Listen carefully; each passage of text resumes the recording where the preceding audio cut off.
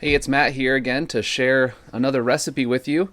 Today I'm going to be making a smoked salsa using fresh ingredients from the garden. First thing we got to do is pick some peppers and any other ingredients that we need. I ended up picking some jalapenos and habaneros. And after you get those all picked, what I did next was got my garlic ready to go. I'm going to roast the garlic for this recipe. And here's some varieties of peppers that I picked. While the garlic is roasting, it's a good opportunity to get chopping with the vegetables, and decided to do hand chopping for the peppers for this recipe. And I wanted them to be small enough and the right size for this tray that I'm using to smoke the peppers. And so I'm going to get these on the smoke for about an hour. I've got a pellet tube and using hickory wood chips to smoke the peppers. While they're on the smoke, it's an opportunity for you to go ahead and get the rest of the vegetables ready. And so here's some onions that I grew this year from the garden. And I picked up this chopper at a secondhand store, brought it home, I think it was about a year ago, cleaned it up. And this makes quick work of the vegetables. It's got different sizes of attachments you can do, different dices. And I decided to go ahead and smoke the onions for this recipe as well. And so they got on the smoke for probably about 45 minutes.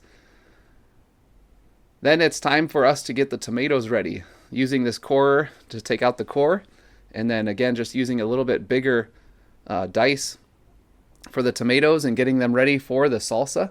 Again, this makes quick work of the tomatoes. You can really get going pretty quick with that machine.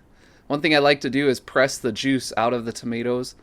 These were mostly Roma tomatoes, so they didn't have a whole lot of juice, but I just find that's helpful so that you don't have to boil that juice off, and I save that juice for all kinds of other recipes.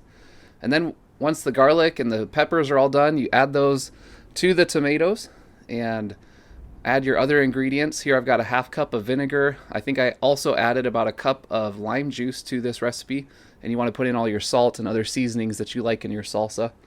And then just bring it up to a simmer on the stove for about 20 minutes. Make sure it's got a nice rolling simmer going, and then let it cook for about 20 minutes. Then it's ready to bottle up, so clean your jars, get those ready if you're going to can it. And I put the salsa into the jars, getting ready to can. And make sure you follow any procedures that you need to do for canning, making sure it's safe. I chose to do the sous vide method for canning the salsa. Again, there's different ways that you do it, but please just follow FDA recommended guidelines so that you have a safe product to eat. And check that pH too, which is important. Once you get it all canned up, it's ready to enjoy.